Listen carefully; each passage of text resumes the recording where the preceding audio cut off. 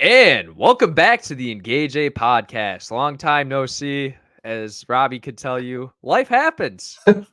Life happens, ladies and gentlemen. It is life happens. That's all I'm gonna say. I'm not Yeah. going in. I could sit here all night and tell you about why life sucks, but it doesn't suck. Talking college football, we just came off another pretty darn good weekend. Wouldn't call it, one of the most memorable weekends, but it was one that brings a lot to talk about. And I think it's more than just what transpired on the field. I think it's a little bit about what happened off the field Yeah. after the games. I mean, Maybe even right after the games. that'd still technically be on the field. Yeah, that's true. I thought you were hitting that with the first segment we're going to get into. And let's just jump straight at it. I was So, referencing this, but I was also, talking yeah. coaching carousel, but I also wanted to, make the reference to the coach that went We'll viral. see the coach on here that you're referencing. But let's talk about the coaching carousel. Jimbo Fisher, it was like 9 a.m. on Sunday morning. Texas A&M, they won 51-10 against Mississippi State, who also let go of their head coach, Zach Arnett, for a way less buyout of $4 million than Not $76 million. 76. So, that whole staff, I was listening to something. It's going to cost like $100 million to if all the staff To gets clean a bought up. house. Yeah. Yeah, I wonder. Actually, so I'm going to dive right into this at least. I think that they clean house. I think they do that because they saw, I think, as much as Jim Harbaugh is a polarizing figure in this Michigan whole team is a polarizing figure, when he got the ability to say, hey, I want this assistant, I want this assistant, I want this assistant, they automatically, it was like night and day. They were able to get better. And we've seen that with a lot of other coaching hires. Deion Sanders, he brought in his guys. And not only just players, but I think it's very important to talk about the fact that having your own staff and the staff that you can handpick, even Dan Campbell kind of got to handpick his staff, at least his coordinators on the lines, and we've seen how that's gotten to work out. And no, he is not going to Texas A&M, ladies and gentlemen. I don't care if they offer him $150 million. I don't know. From what I heard, this is just the word on the street. So I don't necessarily know if I have a prediction as of right now. Well, actually, Let's not give necessarily a prediction. What would be your suggestion? I think that's kind of a good way to look at it. Dion. I'm being serious, man. I love yours. He rocks the cowboy hat. He rocks the boots. Like, he's born to be it makes sense. Man. He's a Dallas Cowboy. He embodies what Texas needs. Now, once again, I would say you want to amp this thing up. You got all the money to toss at him. You got all the money to toss at recruits. Would it work? Probably. Is it smart? That's the question right now, because the fact that when you take this job, you're not going to have immediate success, right? Yes, but this is like, and I get it. Deion is moving his way up in the coaching world, and he took the next step by going FBS and going Power 5 with Colorado. And it's like, okay, now you go into the biggest conference in college football, and like, here you go, man. Like, we're going to give you all the resources. Now you have no choice to succeed, which is almost like a little bit of pressure. And you almost can't, be like, well, just make a bowl game so at least you're better than your last team.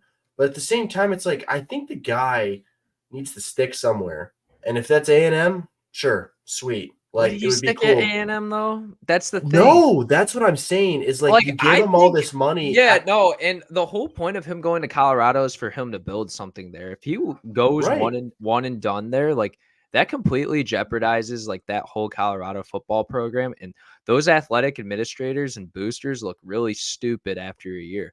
I'm not saying he's gonna be a lifelong guy at Colorado. I don't think anyone in the media, or if you just are a casual of college football, like, you expect that. No. But he's been on the record saying like he wants to build something there. I mean, he's telling Travis and Shedeur to stay, he's telling Shedeur and Shiloh to stay. Travis isn't eligible for the draft yet.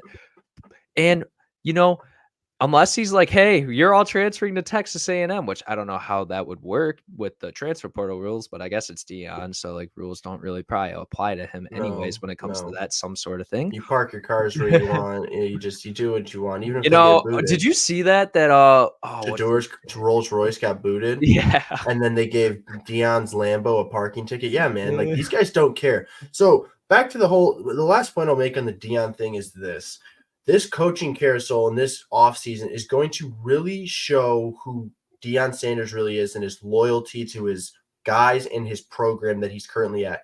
And I don't mean that in terms of, oh, if he just jumps ship, he's unloyal.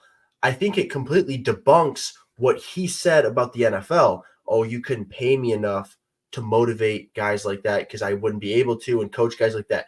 If he takes the A&M job, Yeah, he which we just know would be a job that's upwards of 120 million, this proves that all he cares about is money. Money talks, and that's all he wants to do. And if that's how he's going to be, but sure. he You wouldn't make just the jump, like, seriously, like, he would've waited for a bigger job if he really cared about money. Because 'cause you're Deion right. Sanders, like, He your waits name for the gets you wherever you want, and he's had success coaching at the FCS level. If you like, Colorado's not known for their football program, like, I couldn't tell you the last time I've seen them in a Big 12 champion or Big 12, Pac-12 Pac-12. championship. Yeah. Maybe last time they were in a conference championship was the Big 12. Which they're resorting back to after this year because, Right. conference realignment's just the greatest thing since sliced bread. So Apparently. But I think it's interesting to note that you said that because it's you almost wonder, okay, he doesn't take this one. He's still not off the hook for trying to jump ship because there's no, going to and be a job he's there's going to going be to the jump. job that opens. I'm That's going to be the saying biggest job in college football. what I wanna see from Dion at Colorado is see him max it out to its full potential, Mhm. make a conference championship, maybe go to the 12-team playoff and be a low seed. That's what his goal should be Right. before Like you he took this thing leaves. over at 1-11. First of all, making a bowl game would be an accomplishment, I don't know but if we it's don't know if they're going to that's going to happen. But but like you just he said, if they make a low seed at the college football playoff, man, you had success. You did your job. You You were maxed worth out with every the penny. resources that apply to you. I mean, yes, he obviously brings in his own resources with this name and all the bling. I mean, Shador is basically a millionaire already and, just going to school and playing football. Like, it's crazy stuff. He's just playing football. Like Joe Burrow likes to say when people ask him about the OSU thing, he says, "I went to school at OSU and I played football at LSU," meaning darn well that man did not go to school and I he think it just was played more of football. he just didn't play football at Ohio State because he wasn't on the field. Absolutely, but like, come on, when Yeah, I Joe know. Burrow had the year he had in the national champion, like you're going first pick, like you're not playing. Yeah. So whatever happens with this, whether Dion goes to A&M or Dion waits a few years and waits for the legend himself, Nick Saban, to retire and takes over the Alabama job, not to get ahead of myself or anything, It's going to it's happen going this to year. truly, who knows? If It's going to truly show us who Deion Sanders really is. Now, I want you to get into what you think is going to happen because if this happens, ladies and gentlemen, it's going to be crazy. It's going to be super, super big Are news. you talking about my Dan Campbell one? Oh, Okay.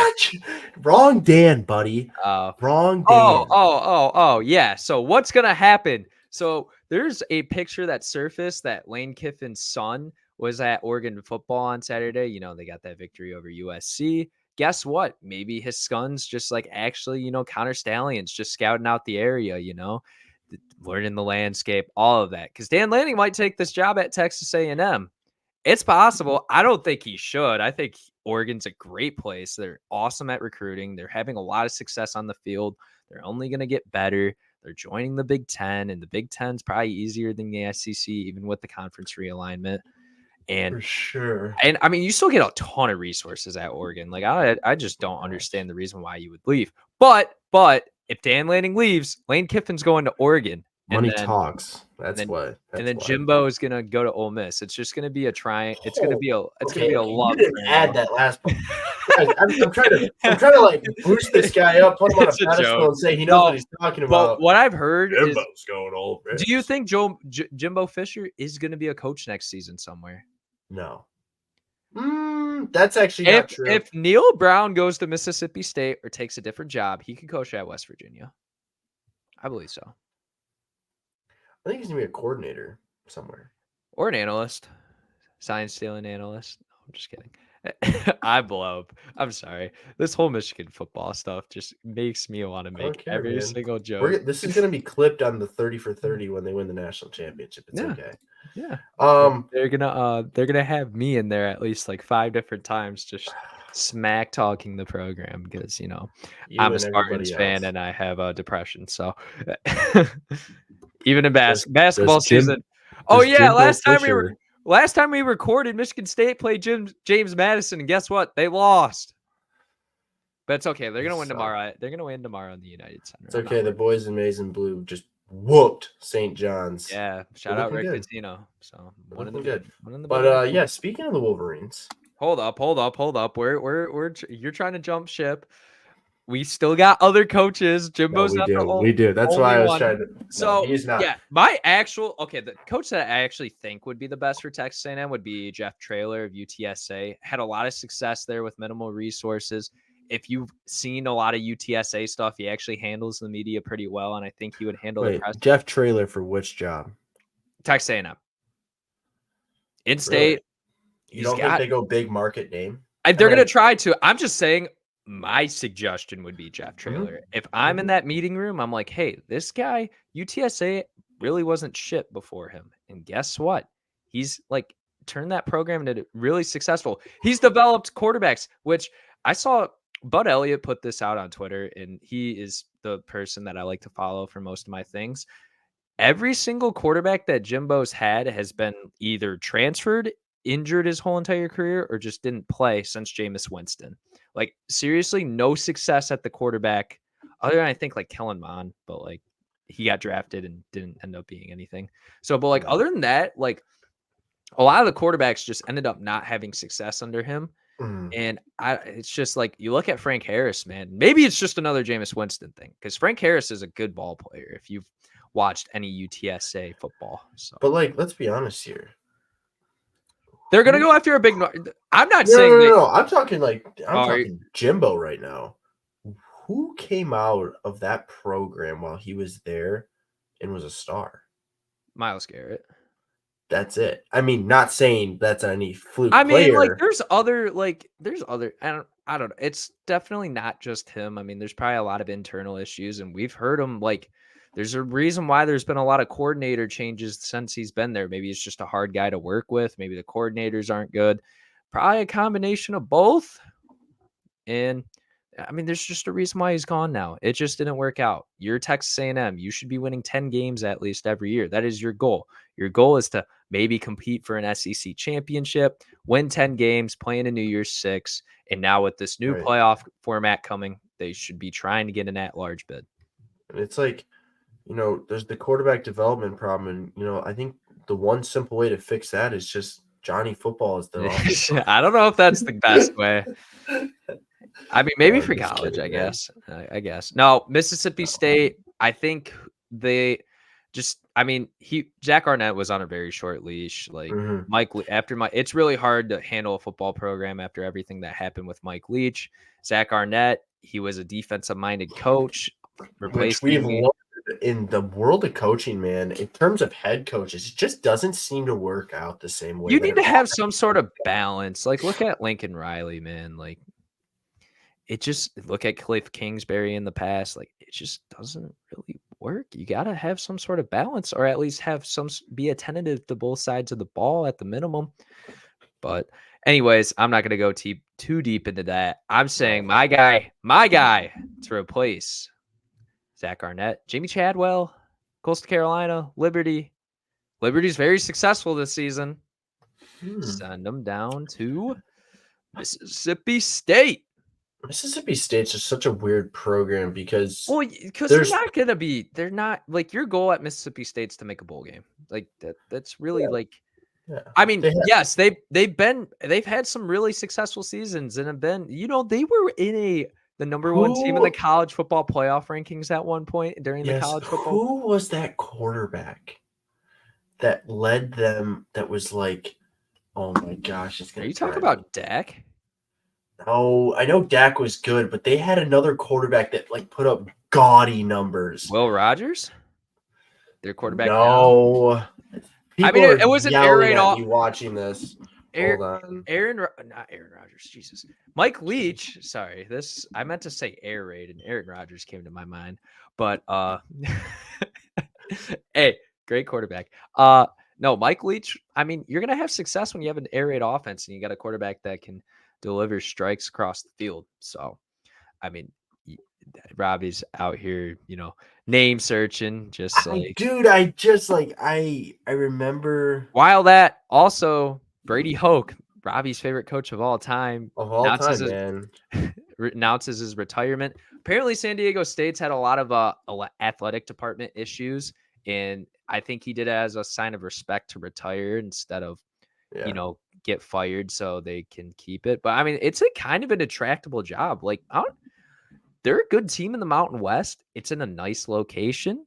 Like, Mm-hmm. some FCS or Group of Five coordinator, or maybe Power Five or Group of Five head coach or Power Five coordinator might go take that job.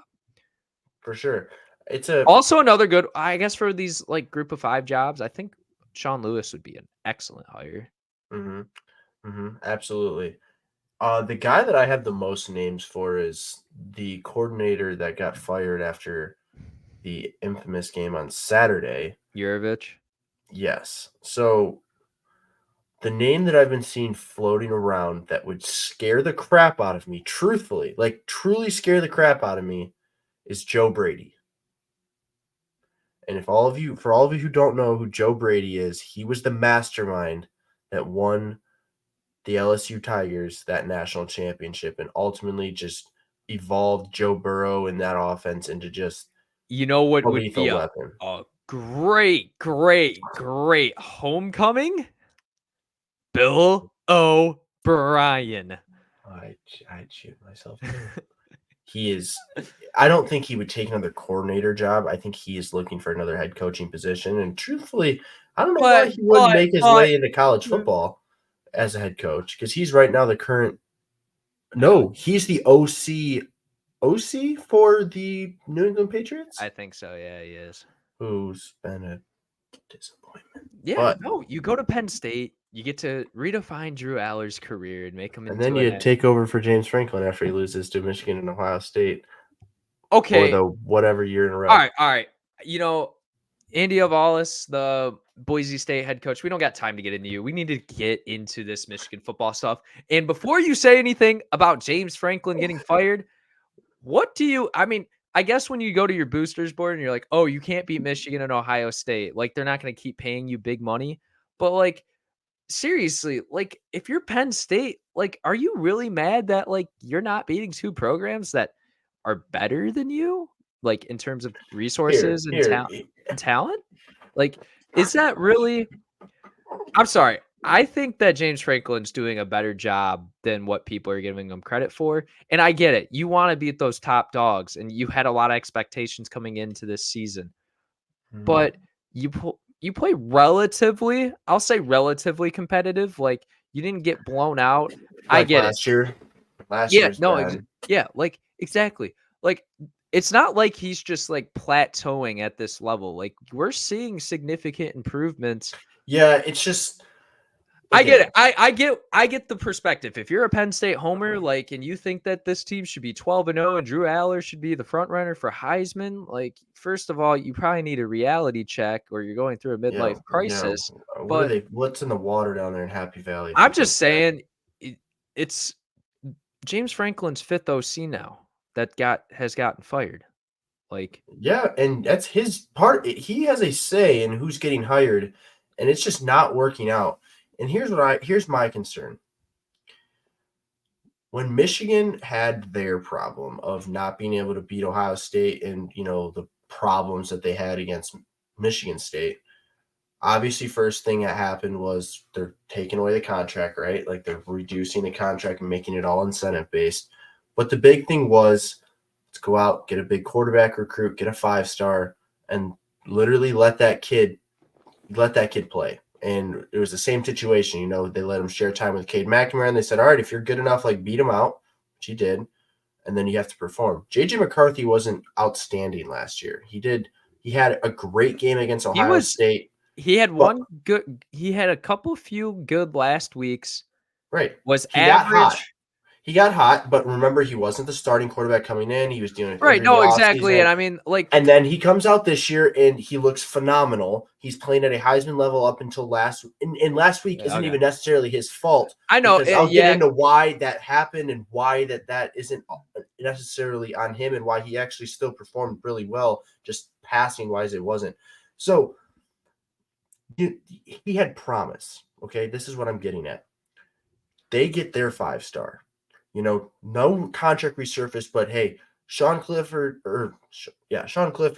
was not your, oh my gosh, this guy's the saving grace of Penn Yeah. I State. mean, they It were was Drew having no. Aller, and Yeah. I Drew mean, Aller looks horrible. yeah. And He looks incompetent. not to like discredit anyone, but like I don't care what your rating was out of high school. I mean, he's gonna have a little bit more of a leash just because of who he was out of high school and how much they've really put into this guy and how much and like I'm not saying he's a bad quarterback. Like there's been times where he's looked good, but it's not just the only time he like hasn't looked good in a big game. Look at him against Ohio State. He even looked good against Iowa when they played. It's just Iowa literally. Actually, I don't know. They can move the ball now, I guess. But Right. This is I don't even want to talk about that. This is here. We're supposed to be on the topic of Michigan, but I think Penn State's a very good conversation to have right now because this is a program that we all thought this was the year that they're going to turn around. Now there's obviously been a reality check. Here's what I would do if I was Penn State. If I'm in a room with them and they're like, all right, how do we fix this program? Listen, Drew Aller, I think, has potential. He's got arm strength. He's got a little bit of athleticism, but the guy's got absolutely nobody to throw the football to. yeah, Like, and he's got no big play me threat. and Robby were discussing this earlier. Like Keandre Lambert Smith, he'd be a nice number 2 or number 3 guy on a national championship team or playoff contender. He's a guy that better receivers make him better. Like, Yeah, because they exactly. have to key on him, and then he gets It's just like he doesn't have elite separation. He's not an elite like contested catch guy. He's just solid at everything, which is not a problem. Like you can still make a career out of it, but you you can't be cannot. the feature guy. No, and then Cephas as well. Like he's not a great guy. I don't think their tight ends are very good. I think the running backs are elite, and I thought they played better than what the consensus around the country is, and that's only because Michigan has the best defensive line in the country. Like Right. it's either No, them they're or good. Texas. They're Like good, and Patron and Singletary, they're I will good, say, man. Penn State's offensive line for the first half blocked really well, which was Yeah, Fasciano's got a penalty problem though. He gets beat, man. It's a guaranteed hold, and it's just but he's not I don't know. There's getting. I mean, discipline. yes, There's a he plays discipline good on the problem. field. I'm not saying he doesn't, but you draft him when you're a scout for his athleticism, right? For Like sure, for sure. I He's think an that's athletic tackle, and he always will be, and that'll play well. But you're gonna get bull rush, and you're gonna get beat pretty bad if you can't, this is just hold an your ground. athletic team. Like there's no really Yeah, like size and yeah. to get in. I guess I know you were going to get in this, but I'll just say it Mm-hmm. for you. The reason why why JJ McCarthy threw 8 passes total and didn't throw a pass, he actually did, but it was a pass interference call. For all of you that say, "Oh, I guess he didn't attempt a pass," even though he technically did, it was a penalty. Mm-hmm. I'm sorry, that just like pisses me off. They did throw a pass; it was a pass interference. Like Mm-hmm. that's just how it is. But the reason why they did is because Penn State's strength is pass defense with their defensive line and the speed and athleticism on the front four, and then their secondary with Kalen King and the other guys back there as well. Like they've been known to develop defensive back talent, right? So that's why you bring out 7 offensive linemen and defensive Yeah, tackles. I think that's part of it for sure. And what I would get into is this is where I was just about to have a conversation. How do you improve this football team besides the obvious, and that is go out, not only recruit your butt off, but you got to get in the portal and say, hey, let's build something special here. Let's get playmakers. Let's get dynamic guys, whatever. That's not it. That's part of it. It's But that's what established. Michigan has done, though. Like No, and this is what Michigan has done. They've done the transfer portal thing. They've recruited very well. They've developed talent well. I think they develop talent better than anyone in the country, in my opinion, because these guys aren't getting 5 stars. They're getting 3 stars, and they're developing guys that nobody else is. in Right, like NFL talent. the development at Michigan is probably the best, second best. You can go back and forth It's with up there Georgia, but for sure. yeah, no, like the player development, especially on the defensive side more than the offensive side, is Mhm. legit. Like For that sure. is like top 5, top 0.5% probably college football development. Like, For sure. But it's establishing an identity. In with Ohio State against them, their identity was get the ball in the hands of the best player in college football, and Marvin Harrison. They have that. They can always go to that. Michigan, it's they know that they can give the ball. Well, at least this season, they can just give that ball to Blake Corum, and they know he's going to get the job done. That's their identity. They can stack. They have good they enough could linemen. also They have big shut enough down guys. anything on defense too. Like, Right. Like the defense can lock down, but their identity on offense is, hey, let's play smash mouth football. Let's eat up the clock and just bully ball. Let's drain this team mentally and physically. Penn State just doesn't have an identity, yeah, and it's a problem. It's a very big problem because when in those moments you have to be able to fall on something and know that, hey, if all goes wrong, we're just going to give it off to this guy, or we're just going to start feeding this guy, or let Aller take over it. Like they just don't have that, and they've never really have, unless the only exception was when Saquon Barkley was there, yeah, and they knew, hey, we can get the ball in yeah. this But guy. the rest of the team wasn't that good. Right, and that's the problem. You put Saquon Barkley on his team, and you give him this defense. They beat Michigan. They probably beat Ohio State. Yeah, I Barkley was that mean, dynamic. I think you're He was missing a thing unbelievable. though. I'm missing a thing. You gotta go hire people to go to other people's games that you're gonna play. Oh my gosh, this guy. I guess, man. I guess. James Franklin, what are you doing, my guy? Hey, if you can't beat them, join them. Kevin Durant. Anyways, I'm sorry. Connor Stallions. How much are they gonna? We thought Jimbo. We thought Jimbo. We thought A&M was gonna pay a bag. Penn State's gonna pay a bag to Connor Stallions. You heard it here first. He's never He might coached actually be the new either. head coach for Texas A&M. Who knows? Could you imagine? No, I'll get into this though, and I talked about this with you earlier. My only concern is that yes, you did what you needed to do against Penn State to win, but you're also in talent perspective, you're superior to them, and I think that's kind of recognizable to everyone that watched that game on Saturday. Because you don't just throw out there everyone, and you're not going to do that against probably Ohio State. Because Ohio State's going to stop your run whether you like it or not. I'm sorry, Ohio State is a good defense. Okay, they've been saying that. We've been saying that for years, man. It's The I think last it's 2 years, statistically it's proven. Like there's no other way to put it. statistically, you could say it was proven that Penn State was they're the number one ranked rush defense in the country, Yeah, but and they ran the ball every single play besides one for the entire second size half. difference, size difference. I don't want to hear that. They're Anyways, gonna. I'm not even concerned about the Ohio State game because I honestly do think Michigan's going to beat Ohio State. That's not where it's when, and it's been their problem the last 2 years when you get Yeah, on that national stage. beat Georgia, man. Yeah, Beat Alabama. Beat how? freaking somebody. You got to beat How? somebody. How are you gonna be like when they play a balanced team that's really good on both sides of the ball, which is just not capable in the Big Ten because it's kind of like Big Ten basketball. You just go to your big It's, man or you just have elite guards. yeah, it's whistle game. Yeah, It's but whistle basketball. anyways, like how are you gonna really prove yourself, right? Like that's been their problems. I mean, TCU. They were good on both sides of the ball, whether you want to admit it or not. Like, even though they did allow a lot of points in that game, guess what? They forced turnovers and they scored the ball a shit ton. When you played Georgia, they just absolutely, took you, threw you in your bed, put you in sleep, and they were in the Yeah, national that's championship. because Kate Mack. Yes. Well, no, I'm not just saying that. That was also No. probably the greatest college football defense of all time. Of all time, yeah, for sure. I'm just saying, like, when you get to that national stage and you got to play a team that's good on both sides of the ball, even though they're probably not that good in our opinions. Florida State, they're good on both sides of the ball. Georgia, they're really good on both sides of the ball, as we saw on Saturday. Like, you got to hope you get Washington, and you better. You just left out you can't list off teams like that and not mention Oregon. I'm sorry. Oregon, Texas, like exactly. Like Yeah. like you get my point. Like I'm Yeah, I saying, you do. better hope you better match up against Washington, or hope Louisville wins the ACC championship and somehow gets into the college football playoff. That's not happening, guys. I'm sorry. As much as I'd love that to happen, Washington might not even make the college football playoff. we'll see. I don't even know if they'd beat Bama. I'm gonna be honest. Who? Michigan. Jeez. You seen that defense? I'm sorry. I don't care. Listen, man.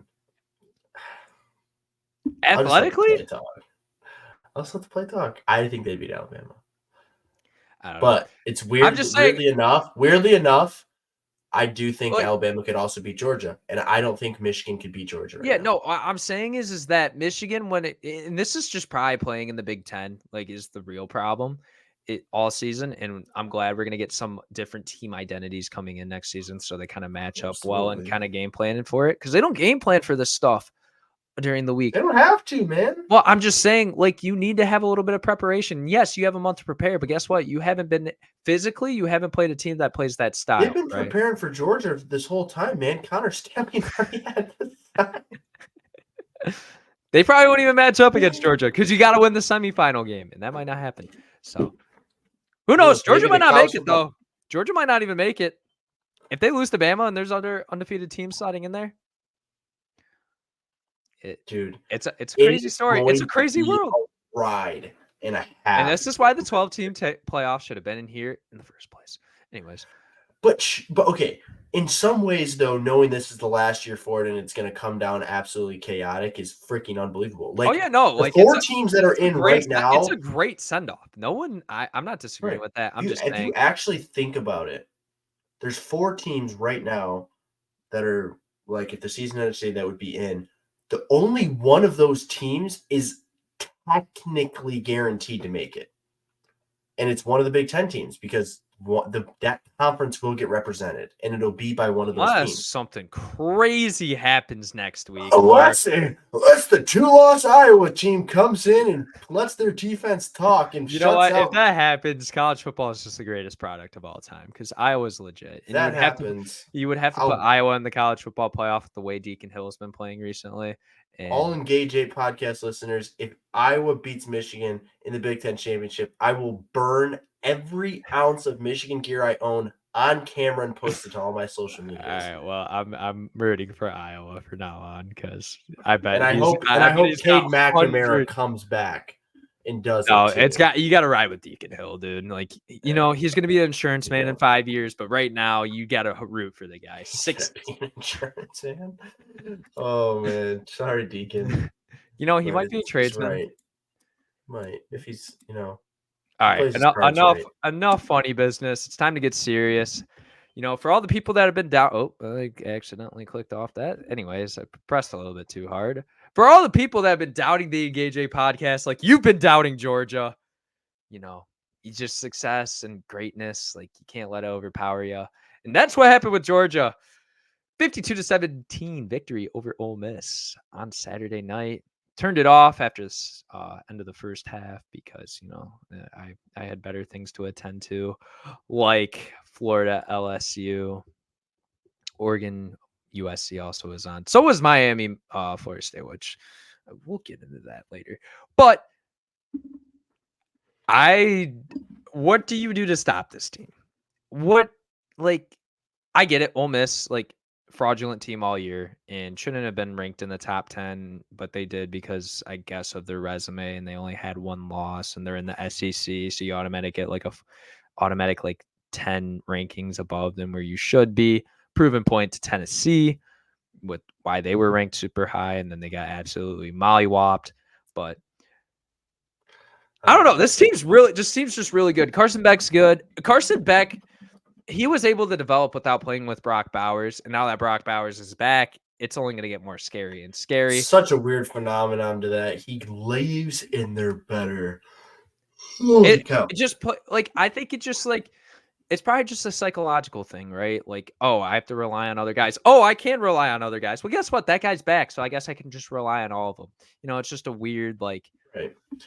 You beat this team by keeping the ball out of that offense's hands. This team could put But up their points on defense, anybody. Yeah, but that's the even cards you with have to play. the injuries, yeah, I get it. That's how you have to beat them, or you got to be Washington and just hope you can score like 50 points in a game with all your deep Right, shots. right. Like, but I mean, McConkey, like he's the next Hunter Renfro. I think like we can all settle on He that. is Hunter Yeah, Renfro, no, dude. he is. But like all this receiving room is deep. Like Ra Thomas, like he's a guy that kind of was like, wasn't really much at the beginning of the year, but he keeps making these like early game, not necessarily like important, but kind of important in how the drives go with making these catches. I was talking to someone, I was like, what if we could bet on how many stops Ole Miss got? They got one stop in the first half, technically, because it was the end of the half. That was it. Saved by Like, the bell. yeah. And I mean, It's besides those first two drives, this game okay, wasn't I even want to a ask this game. question. Mm-hmm. Do you think that Ole Miss ever had a shot? Because they started out really hot in this game. Like Quinshawn Judkins, he was in his bag. His Quinshawn Judkins, like best running back in the country, which he's kind of starting to play up to that status again. But No, they didn't ever have a chance. Georgia is a methodical team. They're a very intentional team that does things, like I said, with intentionality. And that intentionality was, let's see how this team is going to roll out. You're going to see their scripted, what script they're going to come out with, and then boom, you adjust on the fly. This is a team that those coaches are some of the smartest individuals in college football. They're one of the most advanced teams in college football. And they did just that. They let them smack him in the mouth, knowing darn well that their offense would be able to hang with anybody and that their defense is, once that they could see the game plan laid out right in front of them on the field, that they were going to be able to adjust and be able to hang with anybody. And they did. They literally did exactly that. That was going through my head as I'm watching this unfold. I was like, okay, they literally said, hey, what is this team going to throw at us? Let's let them throw it at us. And if we stop it, we stop it. And if we don't, we don't. They're not even going to worry about it. That's a team that's playing with confidence. That's a team that's going to get to play with swagger. That's why this team's so dangerous, because they're messing around with teams like that in the regular season. And then they get to the national championship stage. They get to the freaking semifinal. And they're just like, all right, now we're just going to literally step on your throat from the second that ball's kicked off. And we're not going to let them. you know what we never got into with the Michigan team? What? This. Win. To say that this has been a crazy 24 hours for your guys, to win on the road in this environment when there were doubts. Jerome, what does it mean to you? I want to thank the Lord. I want to thank Coach Harbaugh. Love you, man. Love you, man. Did this for you. For this university, the president, our AD. We got the best players, best university, best alumni in the country. Love you guys. These guys right here, man. These guys did it. These guys did it, man. Talk to him, man. Love you.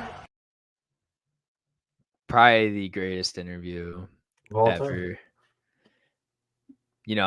Ryan Day might not be up there. And that's just, we got to play these clips, right before the game. Hopefully we get some amazing post-game interviews after both those Big Ten teams that clash in week 13. Hopefully we get some insane reports. I can't believe you just played that. Kirby Smart, he's a very charismatic guy too. After their win against Missouri last week, like I know I mentioned it last week, like in his press conference or his report after, like he's like, we celebrate every win or something like that. You gotta be proud. Like personality, it's a TV drama show. Like keeping up with the Kardashians or keep up with the head coaches in college football. This is a guy that was convincing his players that analysts and media companies were coming out and saying that they thought Georgia was going to go 8-4 last year. Who in the hell would have said that team was going 8-4? Someone that got paid. Nobody. Nobody got paid. No, nobody was saying that. Kirby Smart was someone that got really paid. The journalism program at Georgia to make fake publication accounts from other. Yeah, exactly. That's exactly what happened. That's literally what he was doing, dude. And his players bought it. Maybe he was. Whoever was doing it is a freaking genius. Gotta stay motivated. Somehow. Yeah. I don't know. Got to motivate your 26-year-old grandfather coach who's got 6 kids waiting for him at home. Yeah. Anyways, what happened to that guy, by the way? He was on the game on Saturday, accepted some reward. I don't know. He's probably going to be in like CFL or something next year. He'd be next Doug Flutie, go to the CFL, come back, rock it a little bit in the NFL. It's going to be a great story. Anyways, yeah, you know, can't wait to do a biography on that. Hire Stetson. Yeah. I'm going to show him this clip in like 20 years to him, and he's going to be like, all right, you predicted it, man. Like, I gotta have you write my story. When he's still playing football in 20 years. The age of 46. Yes. Next Tom Brady confirmed here first. No, okay. But kind of just cap my thoughts. Like, Georgia is just the best team in the country. And if you don't think that, then prove it to me otherwise. Yeah, you can't say Ohio State's better than this team. Can't say Michigan. You can't say Michigan. Nobody's saying Michigan's better than this team because it's a Florida State's better than this team. Oregon, Washington, you know, all the 133 teams in this FBS, not better than this team. No, just how it is. This team is right now. This team is anything can happen, but this team is very, very balanced, very put together, and I'm scared. I'm terrified. I don't want to see another Georgia championship. Robby cries to sleep every night. Crying right now. I'm scared. Need a Fortnite Waterworks some animation emote on Robby right now. All right. Anyways, another good game on Saturday. Kind of ruined by the officials in the fourth quarter. Washington, Utah, 35-28 victory. It was, I believe, it was like 24-28 at half or something. It was like really high scoring. And then it kind of got shut down. Utah only had 76 total yards in the second half. The pig farmer was just not able to get it done on the big stage, and that's kind of moments you miss Cam Rising. But honestly, like what I saw from Washington, other than like you just make a lot of little mistakes, and that's the reason why they're not blowing out teams right now. Which, ironically enough, when Washington was going into the fourth quarter, Kalen DeBoer stated that this team needed to focus on the little things, and they had a lot of penalties. And you have that dropped interception that you should have returned for a pick six, but you drop at the 3-yard line, but you end up getting a safety anyway. So is it really that big of a deal? You know, just a lot of craziness happening in this sport. And, you know, I was never scared Washington was really going to lose this game personally. Michael Penix, probably still the best passer in college football. Like, if you watch like where he's placing these deep balls to Romadunze's a phenomenal receiver, top 5 in the country, right? But if you see the placement for Michael Penix, and I mean, we've seen it all year. We saw it happen against the worst secondary against Michigan State. We've seen it against Boise State, Stanford. The only game you really didn't see it was Arizona State. He just knows where to throw the football, and his receivers know how to make a play. And that's just, and they're without Jalen McMillan too, who, if you guys don't know, that kid's elite. Like that kid, if he would be number 1 receiver at a lot of places right now if he weren't at Washington. But he's not even playing. And Jalen Polk's still playing good. Jeremy Menard's playing okay. Dylan Johnson. What I'm really surprised is how the run game has really came into effect for Washington and how Dylan Johnson's playing. That's a big surprise. But hey, if it's gonna be when they get into if this is a big if they get to the college football playoff, it's definitely something you're going to need to use a little bit. And they're pretty creative with the run game, to be honest. They do a lot of motions, a lot of flips, a lot of pulling blockers. You know, those offensive linemen move. So that's something good to see. I think the defense, they force turnovers and they can get stops. It's just a physicality thing and kind of just they love to draw penalties too. So that's the only thing that really worries about me. But good win. And I kind of like Washington right now. They're not blowing out teams the way they were, but they're also just finding a way to win games. And when you can do it against good teams like Oregon, like Utah, hopefully you can do it against Oregon State next week. I can't say Washington State's a good team anymore. I kind of like it. They're learning how to win in every scenario, which is very important because you're going to get faced with that in the playoff. It's not going to be a blowout. You're not going to be able to. Kalen DeBoer got his 100th win as a head coach. 100. Really? It was either 100 or 110. He's 109 or something ridiculous as a head coach. That's insane. Yeah, he like the kid. He's not been coaching that long. No, he really hasn't. But it's FCS and all that too. You know, like his time at Washington, like he's lost like 2 games. Like he's a really good football coach, man. And just gonna be interesting to see what he does without his guy. Without his guys. I mean you just gotta that's what also makes you a good football coach and kind of, you know, head coaching candidate that we didn't even mention for the Texas A&M or the Michigan State job. Like once you run out of your guys, Urban Meyer, you kind of just take your stuff and go somewhere else, but you get burnt out. But yeah, so Robby's falling asleep over here. We're already 45 minutes in. We're not even like halfway. We're about halfway through. So hopefully we're not here for an hour and 30 minutes, guys. No. Right. But did you have any thoughts on this game? So I'm not honestly too impressed with this win. I don't think Utah is all that, and I did think very highly of this team, and then I predicted them to beat Oregon, and Oregon literally slapped me in the face and called me stupid, and rightfully so. And then I watched how Washington played, and I'm like, offensively, there's nothing to complain about. You can nitpick, but they've only honestly gotten better, like stylistically. Right, they're putting up 35 points, but this defense is a serious problem. Like, this defense is the reason why you will fall short and not win a national championship. Well, when you're letting Bryson Barnes kind of like having like a little bit of a Bryson Barnes, like it's one thing if Cam Rising was doing it, I would have a little bit of respect because Cam Rising's was a good football player. I don't know if that guy ever plays again, but he will be back in Salt Lake City next year. Sorry to break it to you. He's not. No, he's coming back. See when I believe it. I feel like he is back now. He is coming back. I know he's saying that. A lot of things can happen. I think he'll play football. Yes. You think? Oh. And we got a whole season to talk about transfer talk. Hey, Spencer Petras entered to the transfer portal for you guys didn't know. Yeah, Spencer Petras did enter the transfer portal. That's actually kind of big news. I'm just not impressed. I'm not impressed with this Washington win because I truly don't think this game should have been that close. And also, but did it really feel that? Did it really feel that close to you? No, but it's the little things that you can't like. If this was week 3, week 4, and they're making little mistakes, I'd be like, you know what? It's still the beginning of the season. You know, they're just working things out.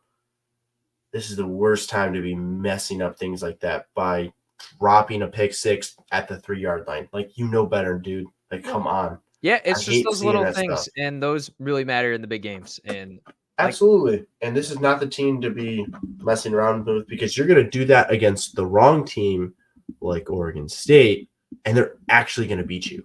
And then everything changes for your entire season. It's just physically, like, I don't know. I mean, I guess Oregon is a really good physical team too, but physically how Washington, and we'll get into this, you know, on our preview show. Hopefully we get to that this week. We don't have any mishaps that happen off the recording.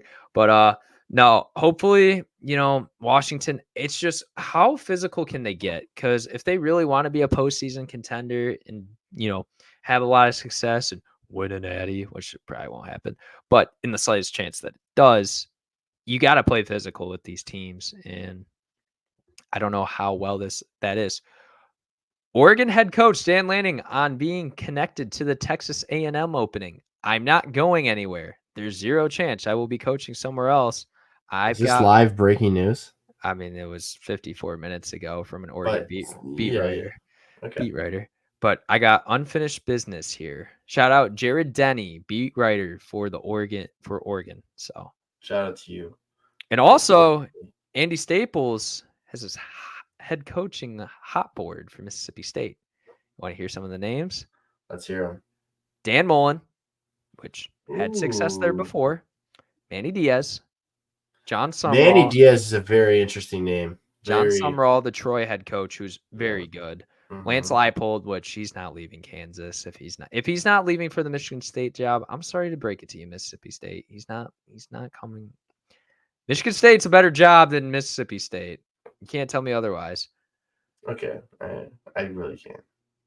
Just because like where they are ranked in their conferences, like yeah, I don't know. Like they're both like streaky teams that can, be ranked in the top 5, and they could also be the worst teams in the country. Like Yeah, it's that's a true. very, They very share that. They do high share to that. low. Mm-hmm. A lot of J.R. Smith, Willie Fritz, Tulane head coach, Rhett Lashley of SMU, my favorite Jamie Chadwell, and then Glenn Schumann. So, Be interesting one. yeah. So that's Andy Staples, one of the head guy for On 3. And yeah, I'm trying to see if there's anything else out there. No. Okay. All right. We should be good. No, hopefully we don't get any breaking news that Jim Harbaugh is fired as the head coach for some misconduct. I'm never talking about Michigan again. Misconduct or anything. Anything can happen. Landslide. Yeah, well, Harlan Barnett, he might come out and just say, I quit, and then the whole program goes underwater. And then we have Urban Meyer come in. He's our Lord and Savior. He's not coming, and if he comes, never mind. Yeah, you already have a bet placed when Iowa beats Michigan. So yeah, exactly. All right, let's talk about some disappointing teams. I will start off and foremost say this because I was, it's about like 10 o'clock at night. Emory Williams throws a pass to Jacoby George that the Florida State's defensive backs collide with. And I'm just like, oh, what the heck is happening? Like, this is kind of just the Florida State way. And then, Emory Williams, like, basically his arm falls off. And then Tyler Van Dyke comes in and, promptly enough, he goes in and throws an interception. And Florida State closes out the game. But you're going to be playing a big game in Charlotte in 2 weeks. It's one of the best coaches in college football, one of the best running backs, and a pretty solid defense. I don't know. Honestly, I don't want to see this Florida State team in the college football playoff. That's just how I feel. I think Graham Mertz can pick apart the secondary on Florida State. Like, they have not played good this year. Like, Graham Mertz is a good quarterback. Like, even though that, yes, LSU doesn't have any DBs. Like, statistically, he's playing pretty well this season. He's got like 22 total touchdowns and like 4 picks. Like, the kid's legit, which is crazy to say because if you would have told me that in August or July, probably wouldn't have agreed with you. Oh, Graham Mertz is a very good quarterback. Definitely can pick apart this defense. But in my opinion, I want to see this team because I want to see Keon on the big stage. I like the big players, but at the same time, there needs to be an ACC representative because then this thing just gets messy, and I want to see a conference champion. I want to see a conference champion because I don't want a rematch of Ohio State, Michigan in the college football playoff, and I don't want a rematch of Alabama, Georgia in the college football playoff. If we're going to see an ACC representative, it better be the Cards. They're not winning. They win the. I'm not saying that either. Stop. They might. Seriously though, the Cards might win the ACC. It's not out of the question. Noah's not talking out of his head. He's like, this is. Hey, everyone! You thought I was talking out of my head in August, man. And that's August. So did everybody else. Okay, everyone else and your mother said the Cardinals aren't going to the ACC championship, and now they just clinched, and they're a win away essentially from doing it, which would just be mind-boggling. I don't know. But if there's any team that they're going to do it against, it would be Florida State. Like you said, this defense fares. I mean, no one thought they were going to beat Notre Dame. I'm going to be serious with you. Like, when you look at the consensus around the country, they're just the road underdogs. And I wish they would blow out teams because Thursday night was which I'm glad Paris Jones, like, he's got like a lot of feeling back and everything. He's starting to get back to normal, which is very good and very good news to hear, because watching that, I was just like, did we just have another DeMar Hamlin moment? Like, I don't want to see that happening. But he's doing well, or doing better, not necessarily doing well, but he's getting on the right track to doing well. And that's what you want to see with this. And just shout out to all the medical advancement and everything that's just improved. Like, if we didn't have that, guys like Paris Jones, we don't know what would happen with them, and they'd probably never be able to play football again. Same thing with DeMar. Never walk again. Yeah, guys like Ryan Shazier can attest. Like, medical personnel has been advanced, and it's unbelievable what we're able to do. Hopefully Antonio Brown gets some help eventually, but yeah. Him and Chandler Jones, man. I'd love to see that. But Sad stuff. when I guess the Raiders just like turns you into like mentally like unstable. I don't know. That's probably It's not the Raiders, it's Vegas. yeah. I'll die on that hill. Yeah, no, but in all seriousness, like Florida State, watching them play football is like the most frustrating thing ever because you know what the ceiling is, right? You know what they can get to. You know what they can be. And I We guess saw it week 1. yeah. And that's just not coming into play, and it's concerning. I think Norvell's doing a great job because if you look at Florida State 2 years ago, you were questioning if they can make a bowl game, and now they're here, which is great for them. But we're gonna get into something fun and a little bit controversial between me and Robby in the next segment. But another team, Texas, disappointing, Texas. It was 26-6 at halftime. I'm like, I want to see Quinn Ewers play. Xavier Worthy was playing his ass off when I was watching. Like, that kid is legit. And, Jonathan Brooks tears his ACL, which I think that's a very great talking point, 55 minutes into this thing. And that, I mean, personally, even though I love Jonathan Brooks and, like, you can arguably say he's the best running back in the country, you can see CJ Baxter, and even though he's a freshman, doesn't really take that he's much. lightning in a bottle, man. Yeah. He's lightning in a bottle.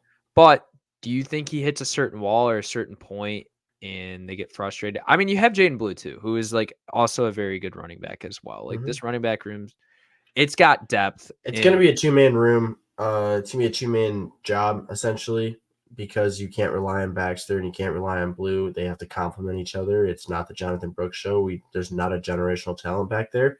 That's okay. I don't know. Not a generational talent that hasn't been developed yet. We'll say that. Jonathan? No, I'm talking Baxter. Oh, no. Yeah. CJ could be. I'm saying Jonathan Brooks is generational. Oh, yeah. No, he's a generational talent. Maybe it's just a Texas thing, generating these generational running backs who hopefully they don't go to Arthur Smith, but, right. It's neither here nor there. Yeah. But with Texas, it's disappointing and not just like they're getting their wins, right? They beat Bama. They lost to Oklahoma, which obviously is a blow, but even then it's just, yeah, but viewers, it's the same thing about Oregon and Washington. Texas would be Oklahoma again. Absolutely. It's the inconsistency of, not only the health of Quinn Ewers, but the Quinn Ewers that shows up. I think he's been more consistent, but with these injuries, it kind of puts you at a setback. And to know that they really can't go to Malik Murphy is kind of a scary thought if he goes down again. The defense is playing great. With Brooks being out, you're relying on a lot of what ifs. And I don't necessarily know if Texas is a disappointing team right now, but they're certainly trending in that direction. Yeah, and I think I'm not scared to say this. Talent-wise, Texas is a top 3 team in the country. Yeah, for sure. Adonai Mitchell, ladies and gentlemen, if you have not hopped on that bandwagon, if you have not watched that highlight tape, go watch it. He might be the best receiver in the country. And he's certainly the best. He's certainly the best receiver in his conference. I don't know. Drake Stoops. It's kind of legit. Drake Stoops is great. Okay? Yeah, I know he's not better than Adonai Mitchell. But there's great, and then there's Adonai Mitchell. Yeah, and that kid is. Oh my gosh, he's unbelievable. He's unbelievable to watch. It's going to be the NFL draft, and they're going to put this clip up there on ESPN on draft day, whatever team Adonai Mitchell goes to. Yeah, maybe, yeah. And then, we're going to go viral, and it's just we'll just be able to do this our whole entire lives, hopefully, and never. Right. In Adonai Mitchell's house. Oh, man. Yeah. But no, is there any other teams that are ranked higher than how they've been playing? I think is a better way to put it. No. I think Tennessee, but I don't think Tennessee's any good. I never really thought they were going to be. I think Tennessee's going to drop out of this thing in terms of the top 25. Well, they're in the AP. I know, that's what I'm saying. Yeah. I think they're going to drop out of the top 25 in the AP. You could say that, at least this week, Oklahoma State was a massive disappointment. But in the same breath, you can also look and go to the box score and then you look at who UCF's quarterback is, And the then running you go back, on YouTube and you Harvey. Jackson Reese Plumlee, and then you're like, holy cow, this guy's unbelievable. Their running back Harvey's really good too. For sure. UCF's got a great program. Yeah. They just don't have the resources to ever be good. Yeah. Except for the year they won the national championship. Yeah. All right, Robbie. Get into your top 10 teams in the nation right now. All right. Number 1, undisputed.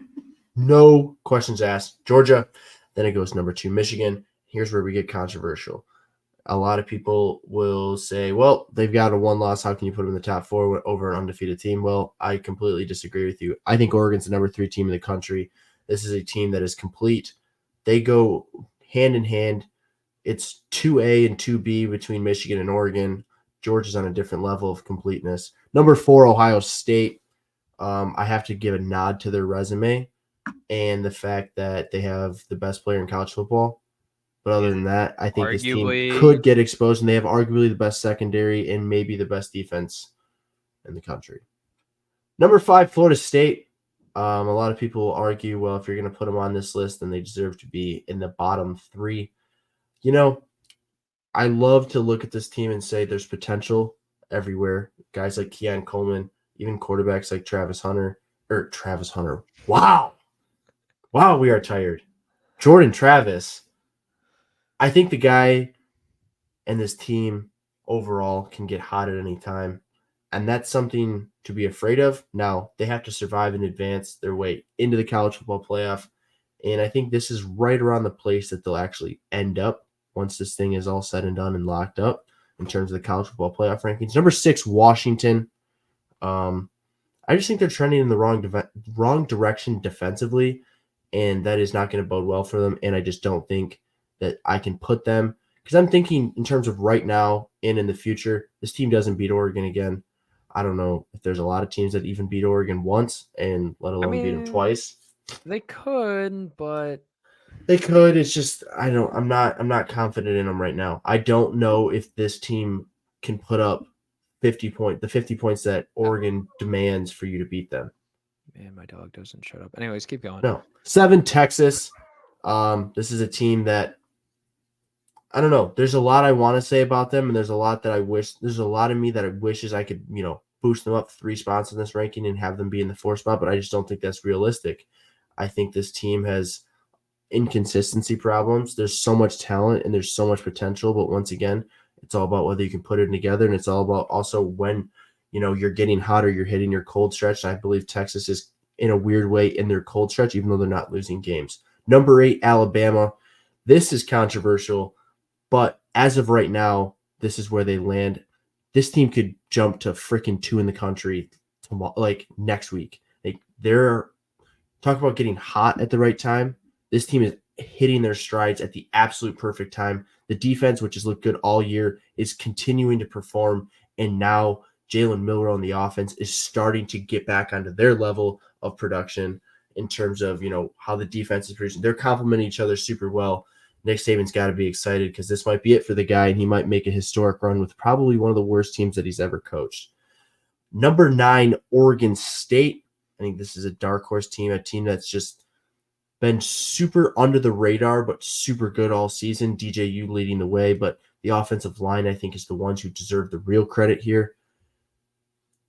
Overall, this team doesn't have the defense to hang with any of the other Pac-12 schools and make the college football playoff. Yeah. However, you have to give the nod. You have to give credit where credit is due, and this is a great offense. This offense has played out of their minds all season, and they've hung with really good teams. They've beat really good teams, so therefore they're going to get in my top 10. And then number 10 being Missouri. Yeah. Did this team get blown out by freaking Georgia? Absolutely. But I think anybody. It was a 9-point game. They didn't get blown out. In terms of score, no, but Georgia just dominated in that game. They dominated They dominated in the 4th quarter. I'll give you that. I legitimately thought Missouri played a really good game. Right, and that's why they're in the top 10 is because I think that I wouldn't say blown out. I would say nobody hangs with Georgia. Nobody's they hung around, quote unquote, in terms of score. No, that's not true. What team hung with Georgia this year? Why can I not remember? Yeah, but Auburn hung with Georgia. Play the game again. Like nobody's. This team is a That's different because team right Peyton now. Thorne is the truth. No. Wow. But yeah, other than that, Missouri has just been a team. They got the guys like Luther Burden that is kind of like Wow. So he doesn't put Louisville in his top 10. That's crazy, bro. No, I don't. I don't. After you it. beat Tennessee the way you do, I Tennessee, think. Virginia. Yeah, it's Tennessee frauds. Who knows? Oh, but you're talking about Missouri. Okay, never mind. Yeah, still talking about Missouri. I don't know. They've been sound all season with the weapons that they have, with the resources they have. Honestly, this is a team that isn't pulling big recruits, but they've developed some guys that have. They have.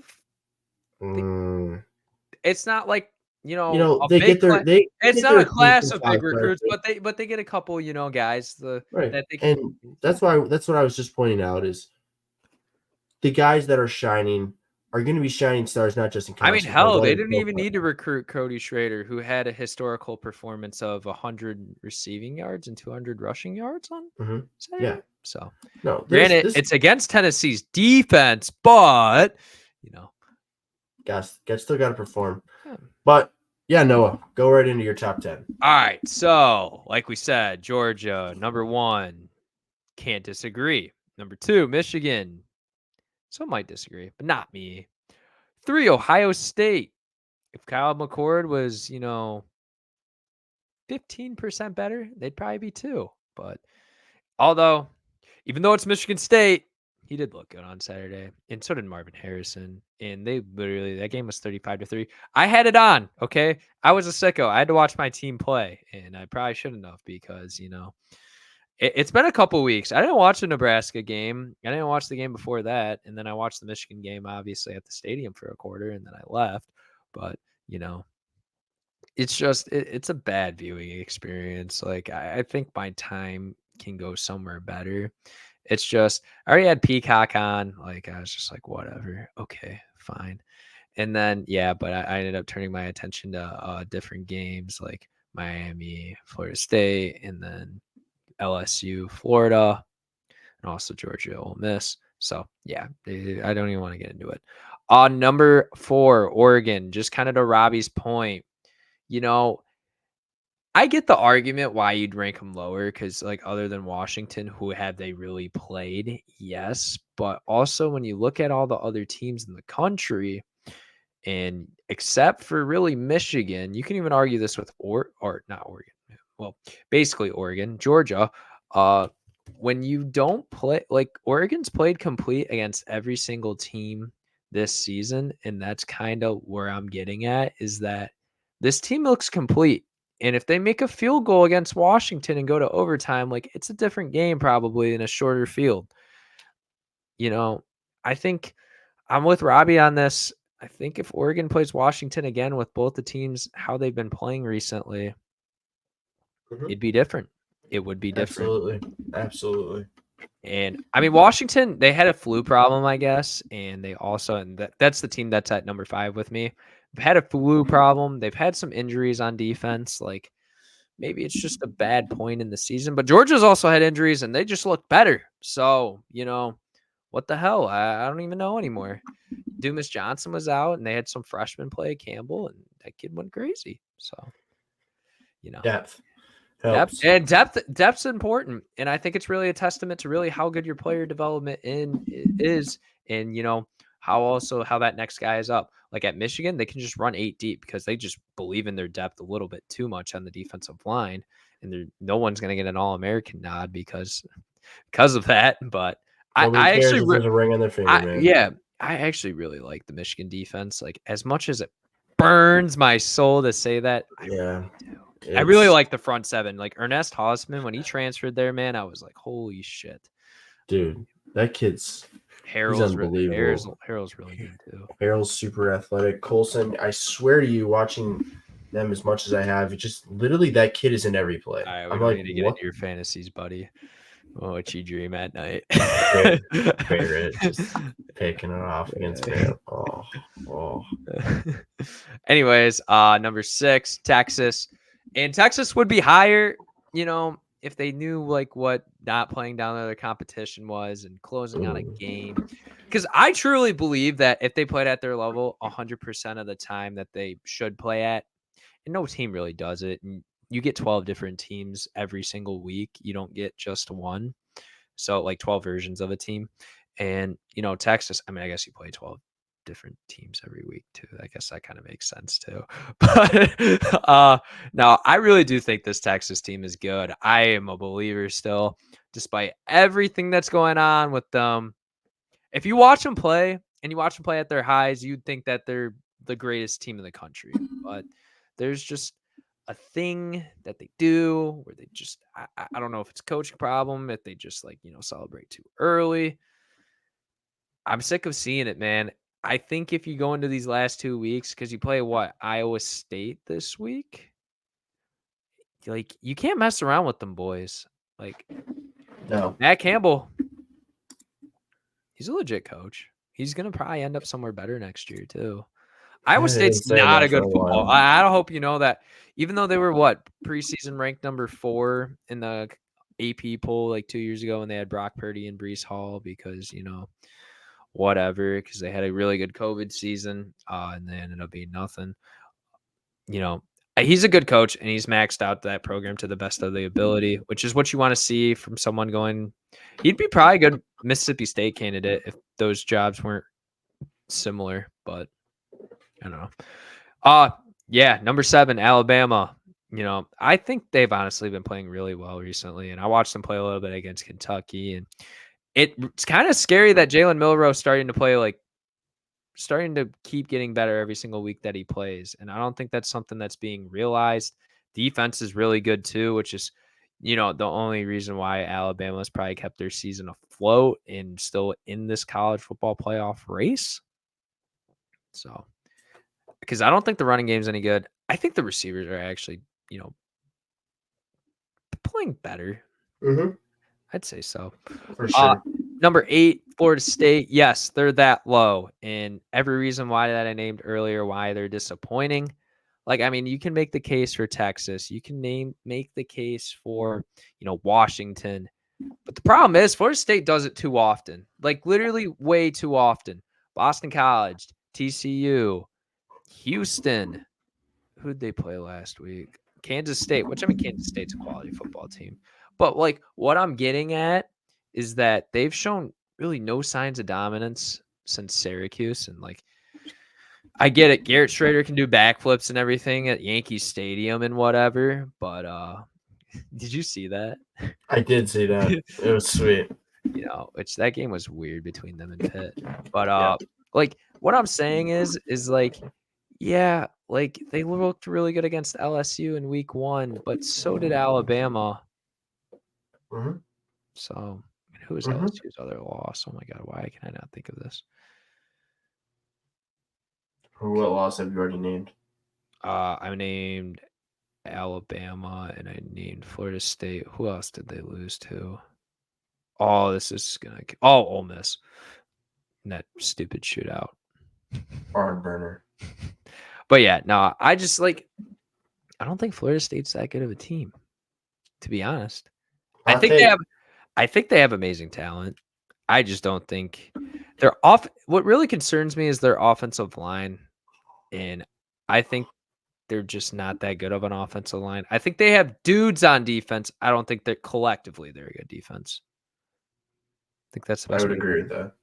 Number 9, Louisville. Even though you're Noah, how could you put them in the spot? If you see the highs, Okay, that too. No, but even so, they're still winning. No, this team is literally locked in their conference championship. Yeah, you have to give them a nod in the top 10. Yeah, even though I just didn't because I didn't want to steal your thunder, buddy. Yeah, I predicted they would get there when no one said they would.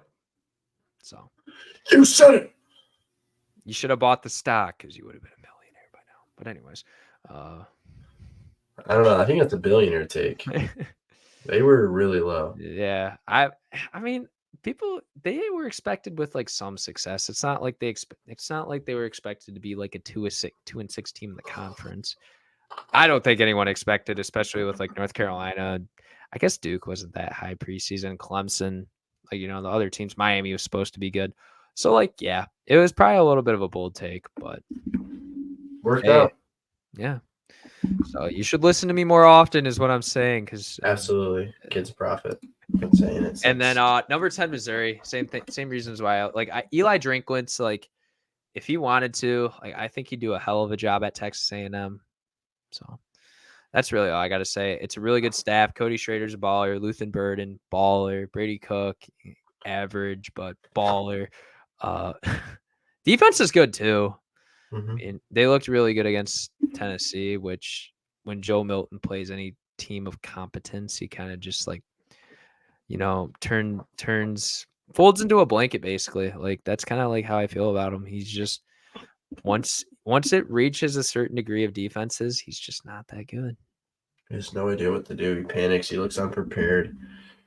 And it's sad, man, because that kid could be a really good talent, but we just never got to see it. And I don't All think we right, ever will. Robbie's about to fall asleep. We need to get through the rest of this. AP Top 25, Robbie. Do you have any thoughts, or do you have any thoughts going into tomorrow? Going into tomorrow, I just want to see that Ohio State is not the number one team in the country anymore. I don't care that they haven't lost. If the College Football Playoff Committee wants to still be credible, you have to give credit where credit is due, and that is that Georgia's the best team in the country, bar none. Nobody else is better. I want to see him just move to 2. Like, that would just give me the nod that the committee is truly meeting, truly watching this, and truly has everyone's best interest in mind. Like, I don't want that to be the thing that happens after week 13. That's not what I want. I need to see Georgia number 1 right now. Yeah. Tomorrow. Like, that needs to good. happen. I think that's But in terms of the top 25, it's you can get mad that Tennessee's still ranked, whatever. I think it's great that I Kansas thought State's up Oklahoma there. State was going to drop out after. Well, they got close, man. But I'm just gonna continue to. Actually, Tulane at 17. They've played super close with East Carolina and Tulsa, which, like, Noah, it's like, Noah, why are you even tracking this team?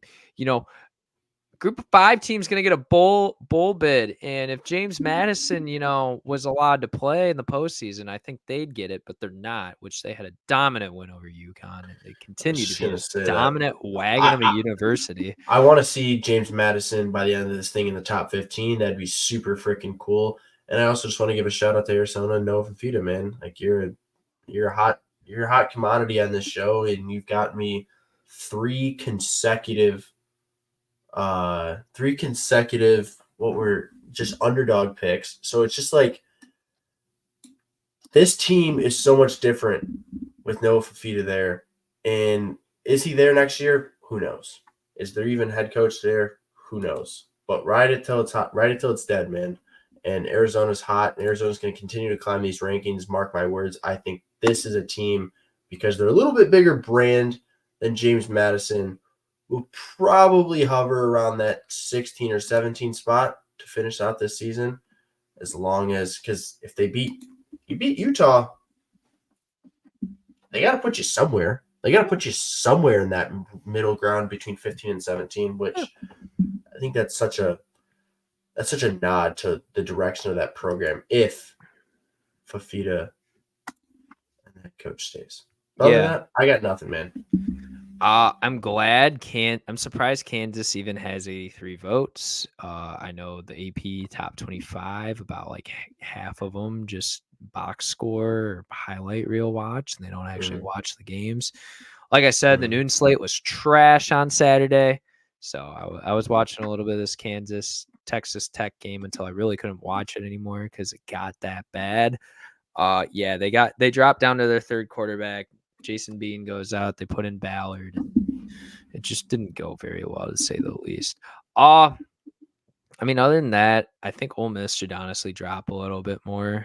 I think Oklahoma was probably better than Ole Miss. Yeah, I agree. Like, it just wasn't a good showing. I think Tennessee, if you're going to put them anywhere, put them at like 23 or 24, not 21. Yeah. No, I don't think they're better than North Carolina. I don't even think they're really better than Kansas State. I mean, other than that, Tulane's a little high for me, seeing how they've been playing. But other than that, like, I mean, I don't really care about the top because it doesn't matter.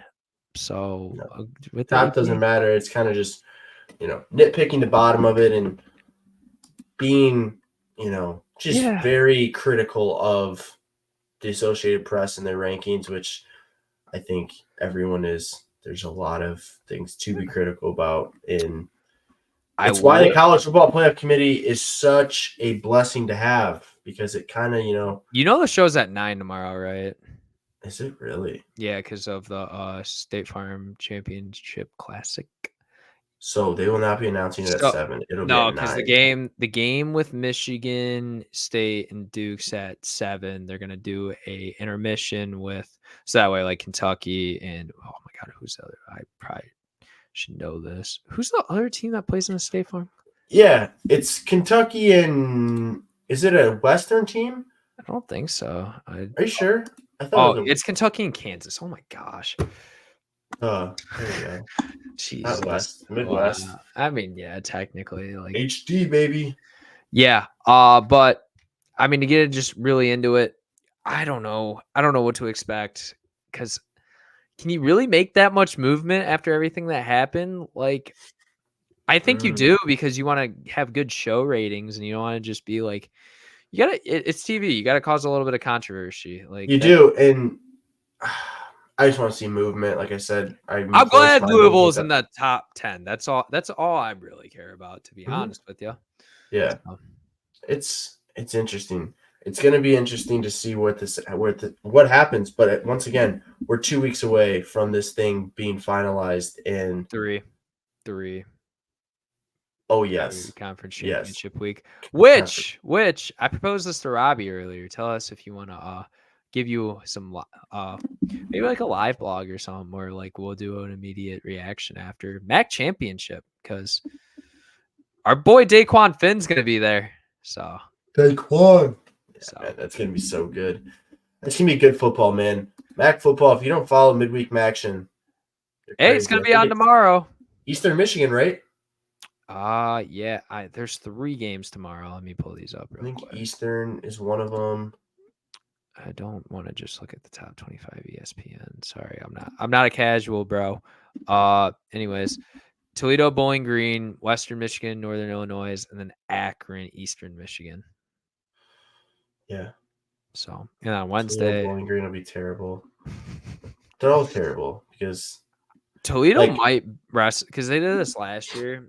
They might just rest their starters till the MAC championship game because I don't think they really care about. I mean, I don't know though. They could sneak into a group of 5 New Year's 6, maybe. No, they could, and I think it's going to be for the winner. Toledo's sake. Why not try and crack the top 25? But backtrack a little bit. I think it's going to be the winner of the American because I think it's going to be SMU, and it should be with how they've been playing because they've just been a wagon recently. So I don't know, man. I'd love to watch Daquan Finn. Oh yeah, no, I would love to too. We haven't seen him play a big time game since Ohio State last year, really. Well, I'm saying not a big time game, but a big time team. Mm-hmm. I think that's a better way to put it. That is a better way to put it. All right. Games to spotlight from Saturday that you want to talk about that we did not mention already. Ooh. I'll get it started. There's a couple games that I watched today. There's a couple games that I watched on Saturday that I think we need to address a little bit.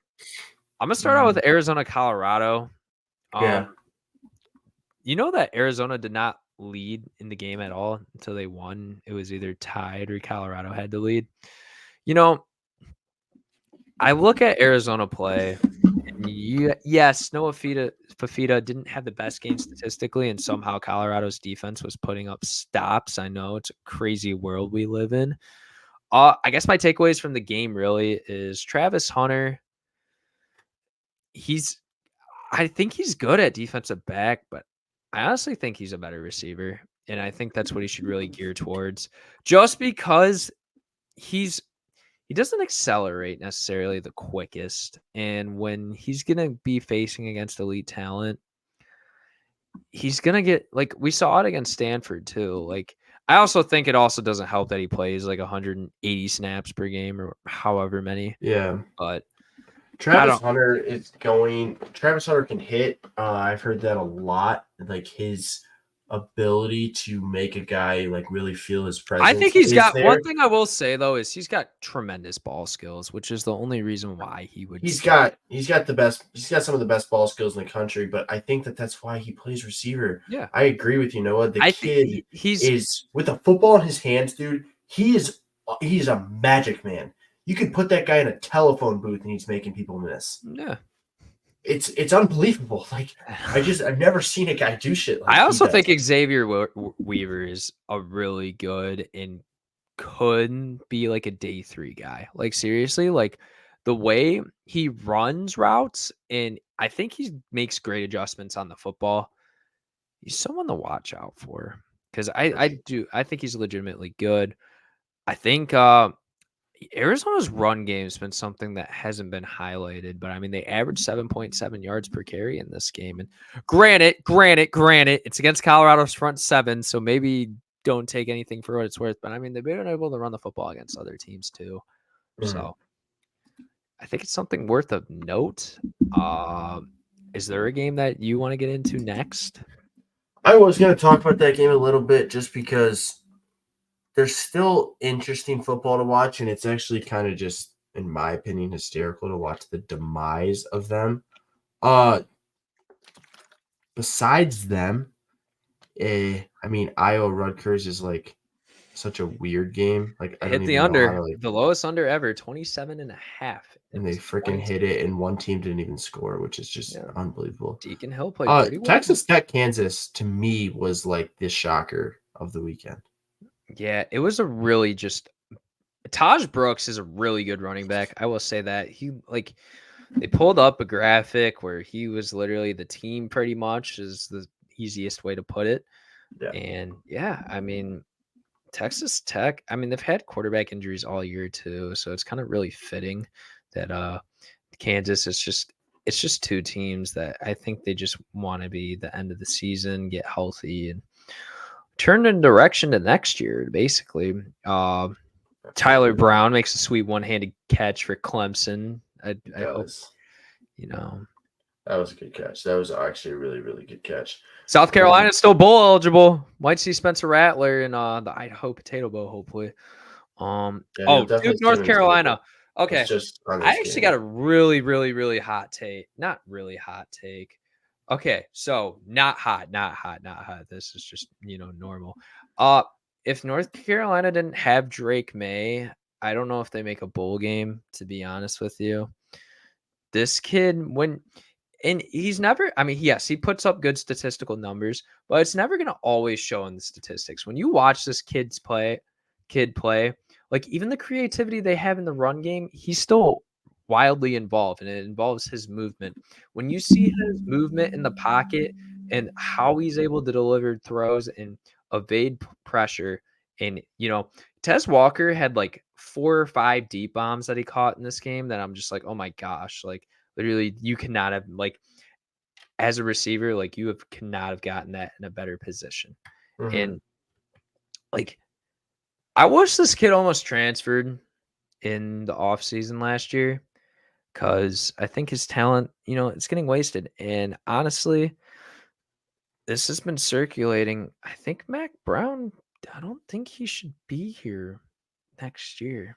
But no, you gotta get talent. But my hot take is Marion Hampton is like arguably a top 5 running back. Like, I don't think that's hot at all, dude. I think that's such facts. I just don't. Oh, it's not hot. It's just no one realizes it. I will say Grayson Loftus played pretty good too. Especially at the end for sure.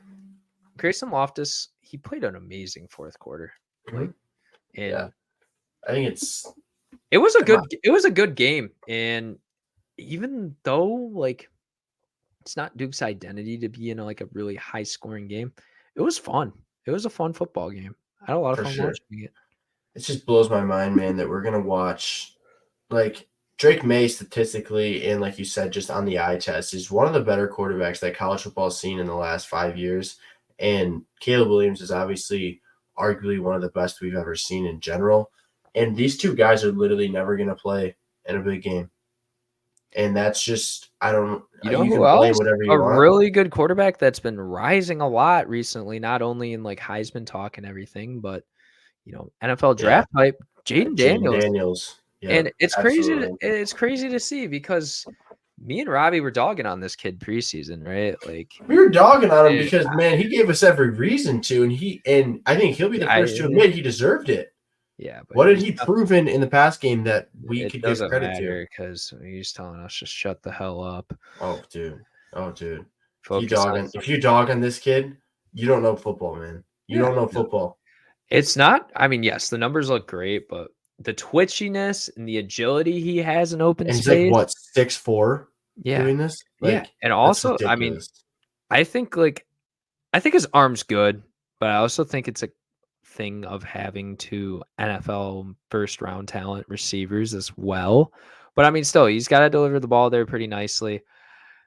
I think it's just he would be a day 2, day 3 guy if he didn't have the athleticism. But the athleticism, it's just such a great. It creates an upside that nobody else can rival.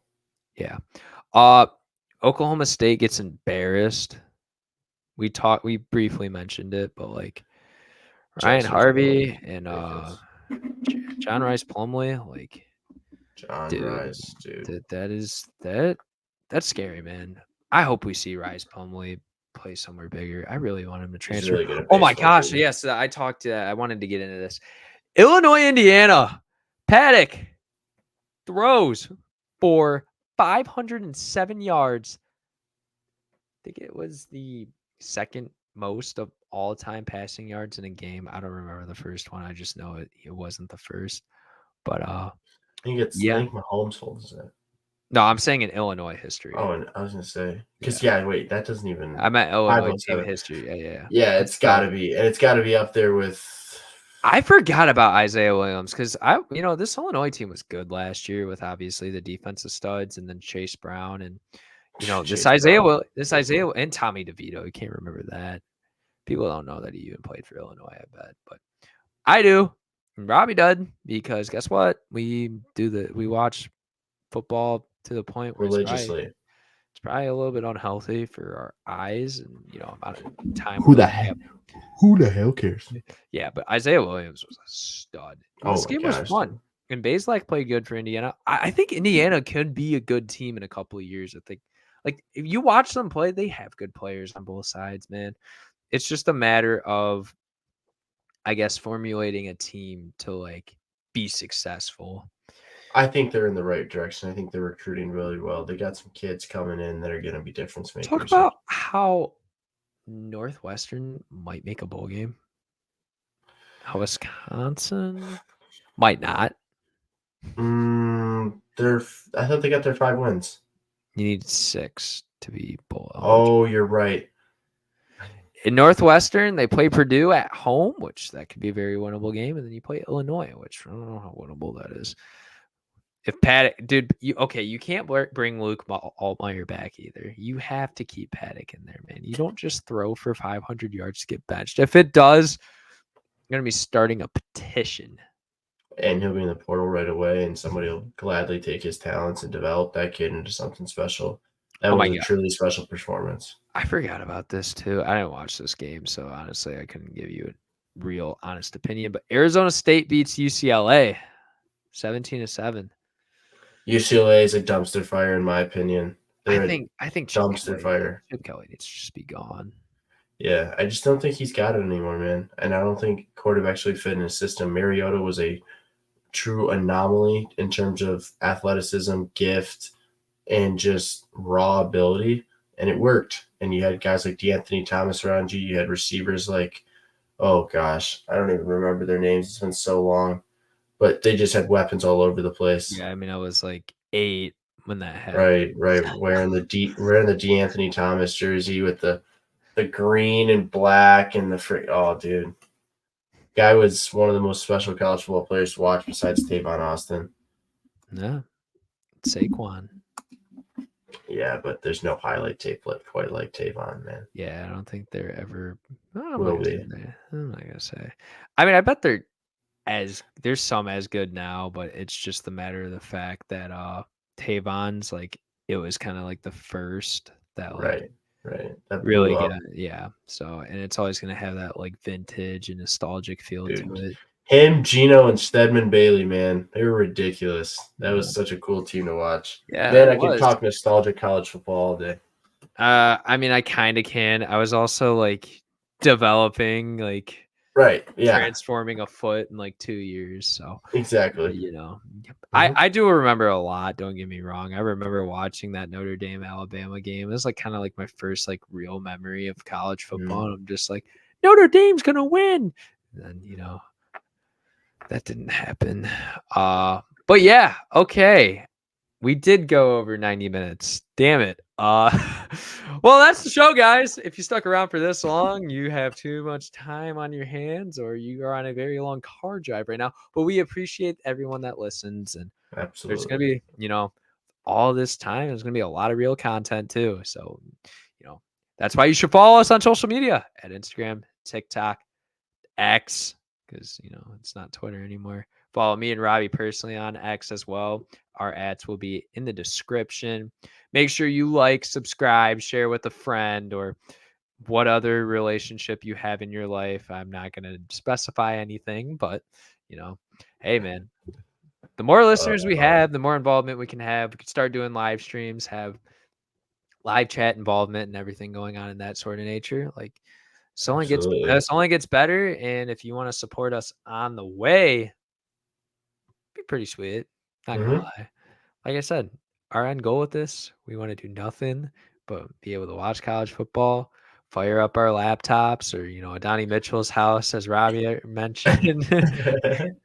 Talk the sport, man. No, but Yes. seriously, we do appreciate the support, and we see the viewership go up more and more as we keep uploading. So it's just very nice and refreshing to see that we're just not, you know, we were only making this for like 2, and then now like the numbers keep getting in the 20s, 30s, 40s, and, you know, hopefully we keep going up. Climbing. Yeah. It's all about the journey, man. And Yes, sir. Thought about the me and Rob, destination. We me and will Robby cherish these too. days. Me and Robby, two very young and handsome looking individuals looking to go into the broadcasting industry. Like, this is only another thing that helps. So Amen, brother. we appreciate it a lot. And yeah, Robby, do you have any thoughts to leave anyone off with? You He know, just wants to I go to just sleep. He I just just want to go to wants sleep, man. No, but I think my only thoughts are Sharon Moore. I hope you put on another performance like that. It was a Grammy winning performance and Oscar worthy. Oscar worthy, Grammy worthy. Grammys and I music, don't bro. know. It's 11:39, I mean, maybe and I'm Sharon sitting here Moore. hallucinating. Maybe Sharon Moore will indulge in a hip hop career. Actually, he strikes me more as like actually, nah, he would like, He's definitely a cinema guy. yeah, for sure. Like, he's definitely a cinematic nerd. Yeah, and He he kind like of just or he loves playing the piano, like oh. I freaking love. opera my singer Sharon Moore coming to you live in the Fillmore 2024. I'm just kidding. Bring Sharon it. Moore, the Fillmore 2024. Hey, Hey, I should invest in a hip hop career. come on. Anyway, That's a Grammy Award performance. There we go. Jeez, all right. man. Holy crap. My brain's going to turn off. All right, we will see you guys. If there's a crazy college football playoff show, we'll be here with you. If not, you will see our preview before Robby takes a far trip this weekend. So it'll be fun for him. All right, see you guys later.